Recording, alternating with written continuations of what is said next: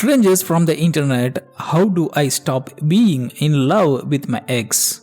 Stranger 1. Been there, it's hard, but you know that it's only wasting your time because this person doesn't come back.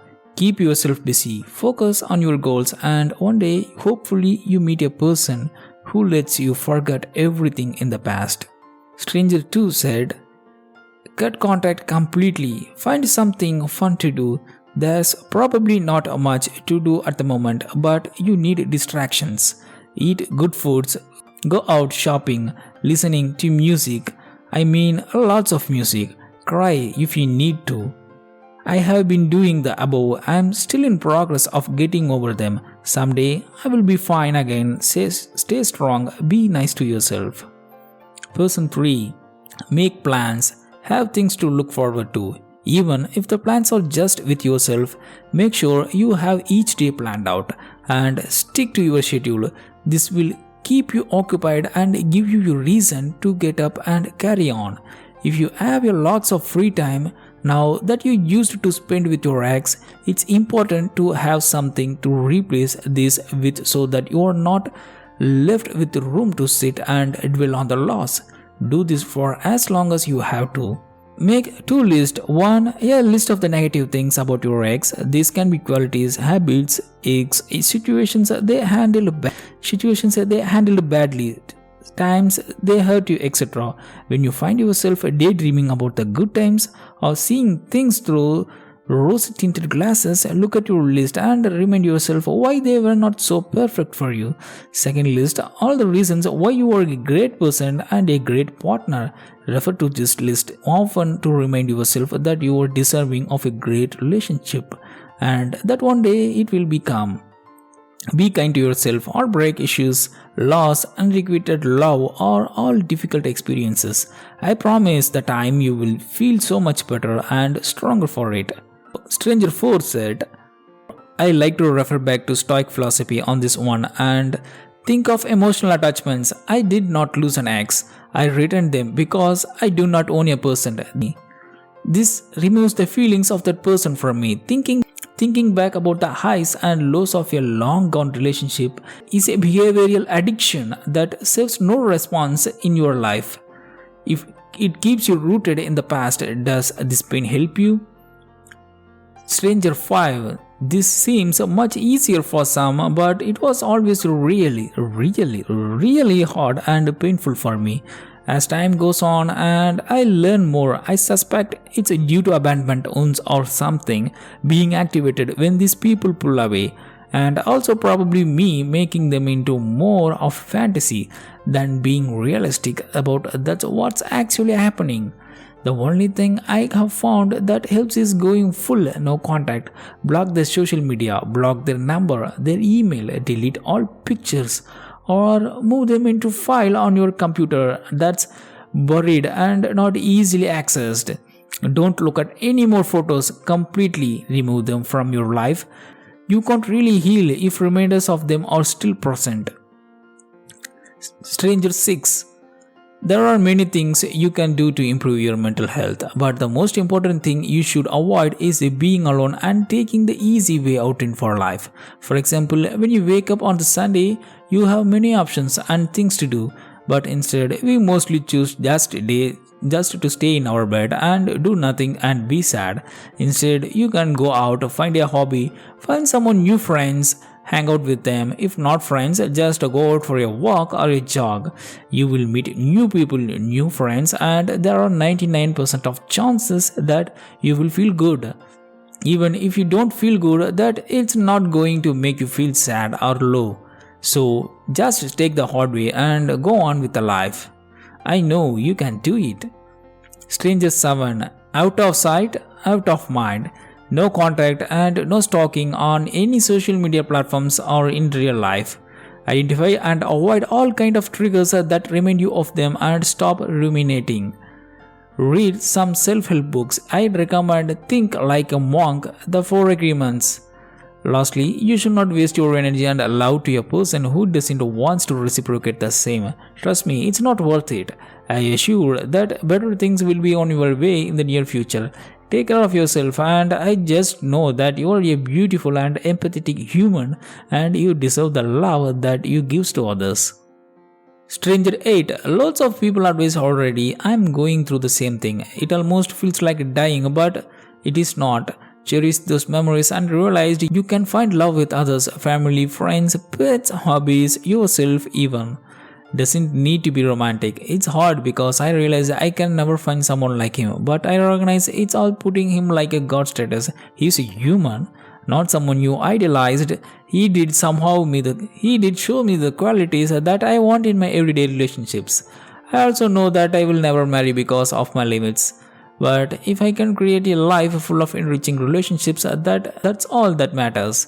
I'm not sure if this is toxic, but it was an amicable split and he wants me to be happy and I want him to be happy. The pain is I can't touch him anymore and he is not there for me to talk to, but I know he will always support me.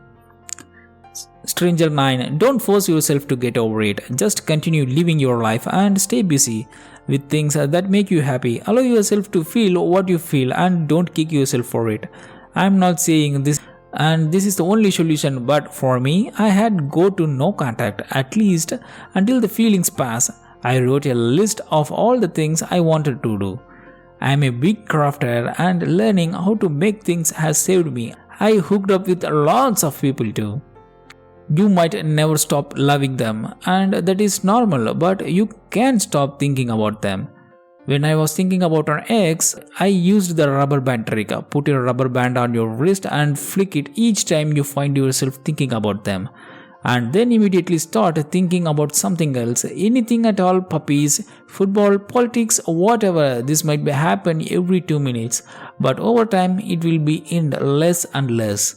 Person 11. I was going through a breakup a couple years ago during the marine condo boom. One day, while minimizing, I had the thought, does this person bring me joy? And truthfully, the answer was no, because at the moment, all I felt was heartbreak and desperation. So I took the concept and ran with it. I thought about what parts of the relationship I was grateful or thanked me, thought of him and let him go. This didn't immediately work, of course. But every time I felt that longing, I repeated the thought process, and over a bit of time and with practice, I was able to focus on more joyful thoughts. Person 12. This takes time. Let it work itself through you. Few words of advice so you don't become a potential doormat. Don't look to replace this person. Don't drown your love in someone else. Let them go. Let others in. But don't love someone just to fill the void. Love because you love them. Love yourself most of all. Please, for the love of God, have a life. Go to the gym. Join a club. Talk people just to talk. If you don't already have one, build yourself a social circle with people who do things. Easiest way to do this are hobby sports leagues. If you are an adult, school, college, clubs, otherwise, you'll be alright. Person 13. Perhaps it's not about stopping loving, but stopping hoping they will never change their mind, changing their feelings. Also, stopping thinking your feelings make you deserve to have someone and have them love you back. You cannot make someone love you, and it's you who is hurting you if you keep grasping at the hope or keeping circled and obsessing around what you deserve or want. This may sound harsh, but I do actually recommend being gentle with yourself. Accept the situation, accept the realities, accept their feelings, accept that you can't control everything. I feel it helps a lot with anxiety. You can seize running thoughts and what you could do if you acknowledge most of it out of your hands. That advice that you don't need to stop loving a person is actually not bad advice at all. At least at the start, it's not necessary to stop loving. It's easier to start the process and start building distance from the relationships by not trying to fight with one's own feelings. It's easier to distance when you can think, I will always have love for them, but now I have to move on. It's about stopping obsessing about that love.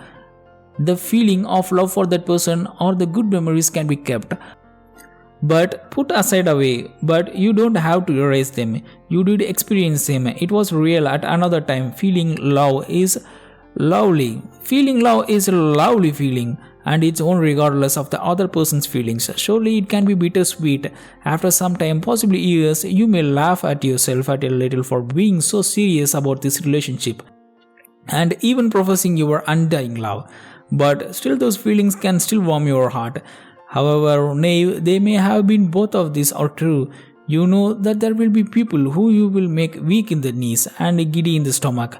Don't beat yourself up unless you actually need to. No hurt in doing some self-reflection and making self-improvements if needed. Someone suggesting dating don't know if English has the accept of a band-aid relationship. Those can be helpful, but be open about it so that both know it's a casual thing. High likeness of emotions emerging and very high of emotions and other inner knots about the previous relationship are not getting resolved or like they should. After a long traumatic relationship, I did both. I ran straight into the band-aid thing, which was actually super helpful and helped me to process stuff, gain self-confidence and heal. But after I ended up that relationship amicably, I have gone to get a place where I don't feel I need another person. Person 14. I used to be one of the worst cases. Realized that you are upset and accept it's over and you are down about it, but distract yourself with what you love to do. In my case, it was video games with friends, playing basketball too. Find out you love to do and use the time and energy you have for being upset and thinking of an ex. It's something like studying, working out or playing or a game. Person 15. It is very hard, but for me the only thing that worked was when I gave up any hope whatsoever that it would ever work out again, and look at into consideration of all the things I didn't want to see before when I was infatuated, like the ways we were incompatible. And bottom line is the person you love is not into you. That is incompatibility. After cutting ties, deleting all pics, getting rid of all mementos, blocking on everything, time did its thing and memories faded. I have found someone since that I am so incredibly happy with, and I never would have found them if I had not allowed myself to move on.